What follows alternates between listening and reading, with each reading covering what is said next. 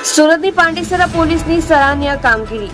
જાહેરમાં ચપ્પુ બતાવનાર mobile snatcher અને એક બાળ કિશોર એવા અસામાજિક તત્વોને તાત્કાલિક ઝડપી પાડતી પાંડેસરા સર્વેલન્સ પોલીસ અને બેસ્તાન સર્વેલન્સ પોલીસ. સુરતના પાંડેસરા પિયુષ પોઈન્ટ પાસેનો એક વિડીયો થયો હતો વાયરલ વિડીયોમાં યુવક અને અન્ય યુવકને ચપ્પુ મારતો દેખાયો હતો, જેમાં પાંડેસરા પોલીસ દ્વારા જાણવા મળ્યું કે આરોપી ઉનપાટિયાથી મોબાઈલ સ્નેચિંગ કરવા રાહદારીઓને શોધતો પાંડેસરા પિયુષ પોઈન્ટ આવી પહોંચ્યો હતો અને ત્યાં એક યુવક દેખાઈ મોબાઈલ સ્નેચિંગ કરવા જતા સામેવાળો યુવક દ્વારા પ્રતિકાર કરતા આરોપીએ ચપ્પુ કાઢી જાહેરમાં વાર કરવા લાગ્યો હતો.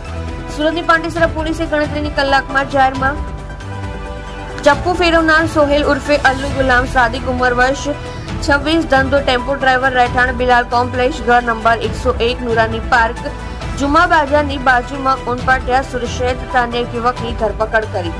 સુરતની પાંડેસરા વિસ્તારમાં જે જગ્યાએ જાહેરમાં ચપ્પુ ફેરવ્યું હતું તે જ વિસ્તારમાં સોહેલ ઉર્ફે અલ્લુ ગુલામ સાદિક શેખ નામક આરોપીનું સરઘસ કાઢ્યું હતું.